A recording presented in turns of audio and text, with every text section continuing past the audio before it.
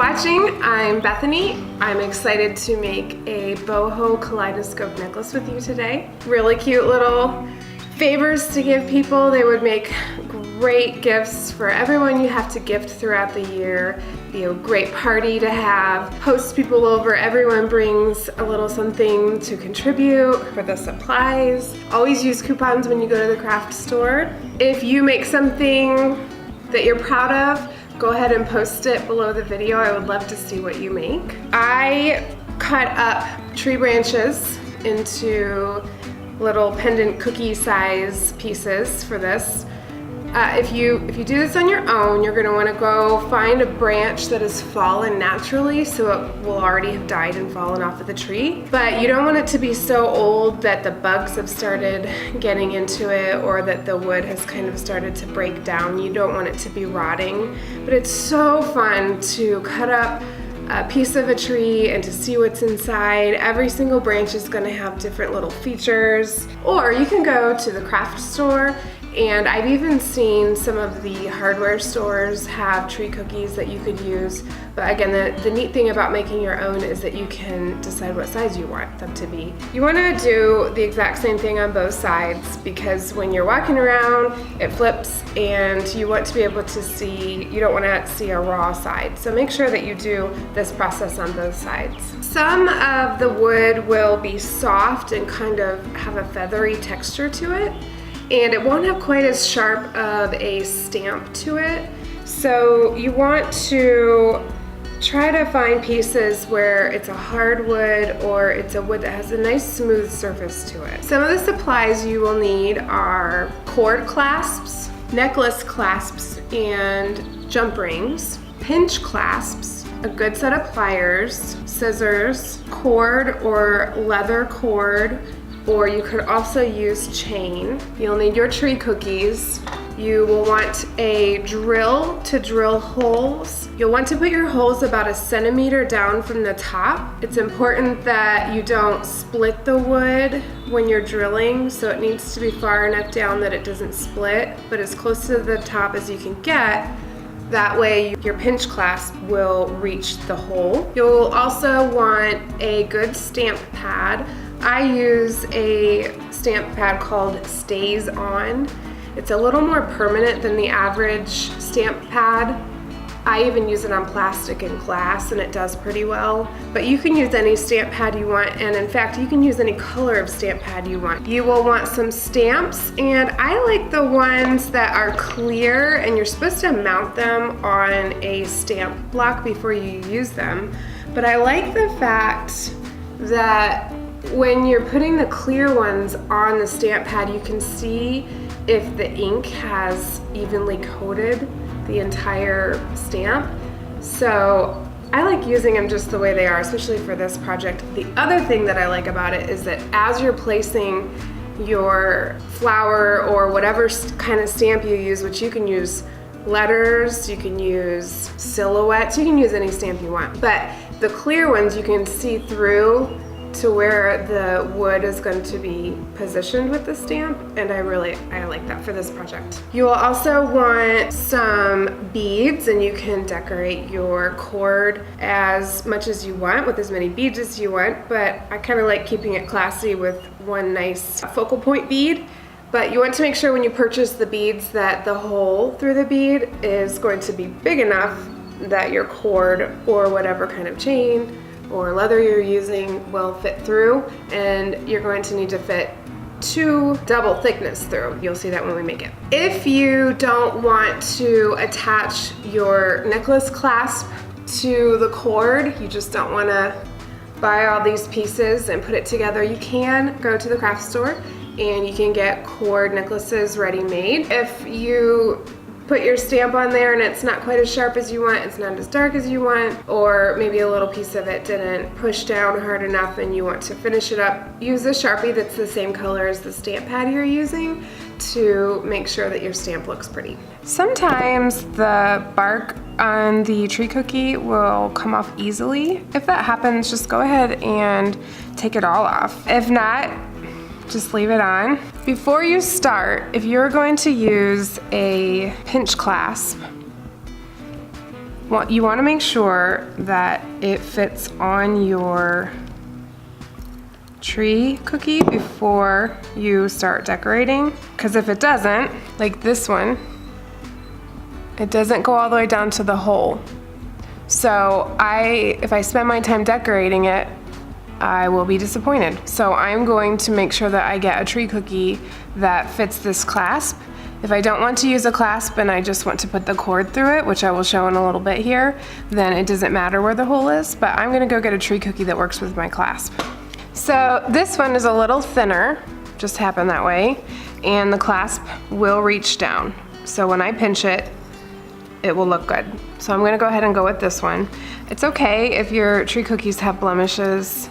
We want these to look unique, and it's okay that they don't look like they're made by a machine.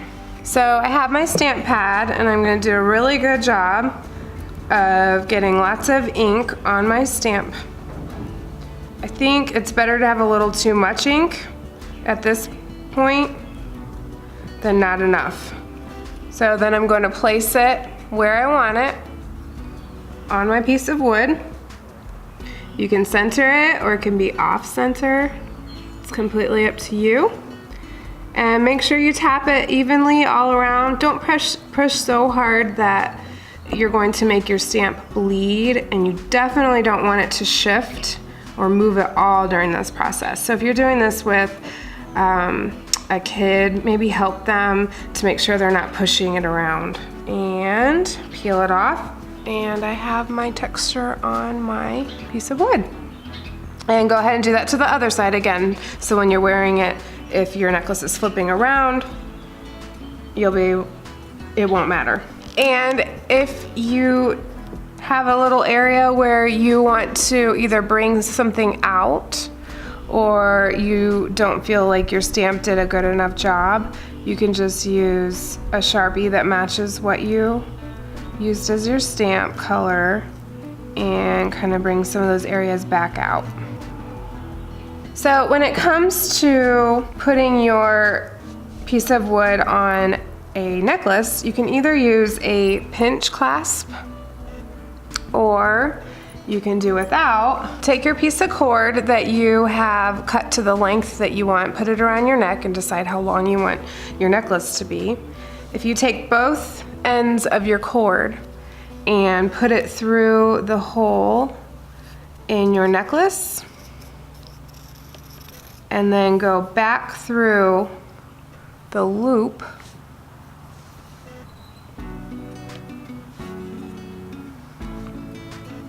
and pull.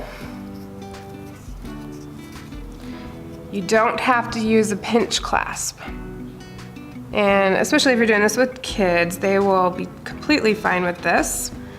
And then at that point, you will pick a bead and put your cord through that bead. And again, as you're choosing your supplies, you need to make sure that your cord is thin enough that it's going to fit through your beads and fit through the hole that you've made on your wood slice. If you realize you didn't make it big enough, you can make it bigger, just use a bigger drill bit. So pull both ends of your cord through your bead,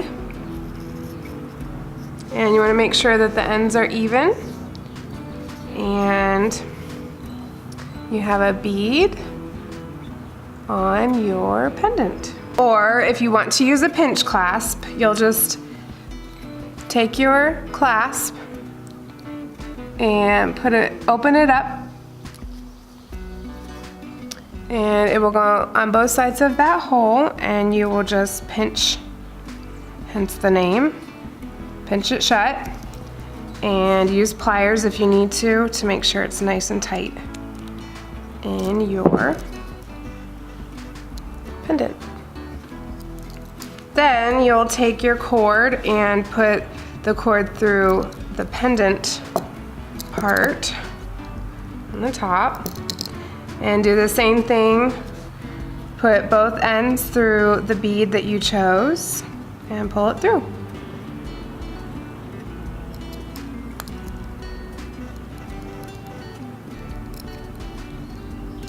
And there it is.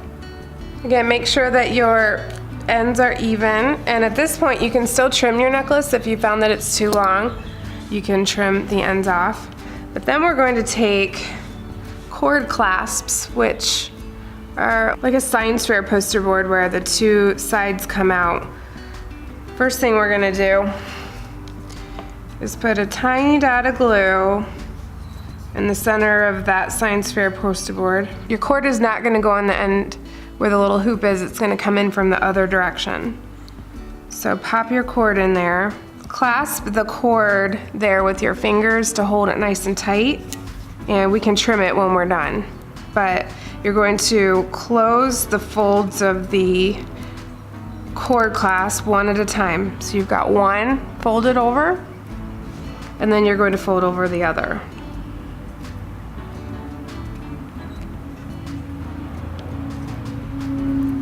So then you have your cord clasp attached to your cord, and you'll do that on the other end. Then you'll want to trim off any extra cord that you had. Make sure that when you pick your finding pieces, which is the name for jewelry pieces, findings, that the metals match. So we've got bright silver and dark silver, and bright gold, and dark gold, which is also antique bronze. So those are the ones that I have, and you can also get black and colored ones as well. Since I did gold, I'm gonna pick a gold clasp to put on the end of my necklace. And you'll also want jump rings, which are just little rings. And when you open up your jump ring, you don't pull the ends apart, you pull them to the side. So it's not like this, it's like this. So pull it apart, put it on that cord clasp, and then attach it to the necklace clasp and close it. Make sure it's nice and tight right there.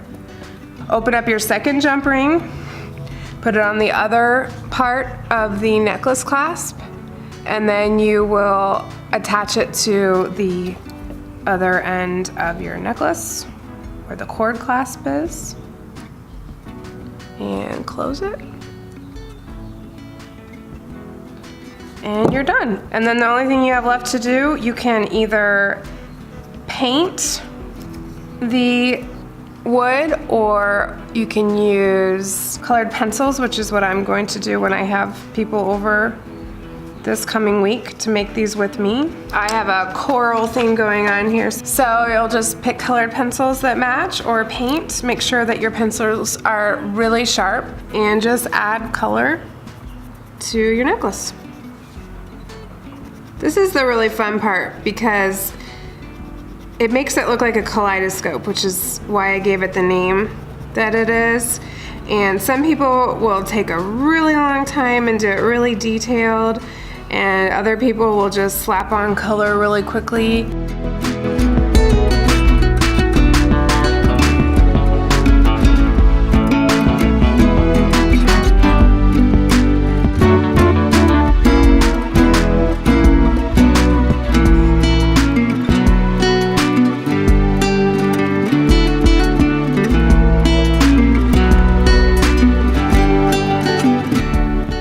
I hope you had friends over and you enjoyed this video, you enjoyed making boho kaleidoscope necklaces. I hope that you share this video and my YouTube channel with other people and subscribe so I can make more, that you wear them with pride because you made it and they're unique, and share the sweetness of creativity.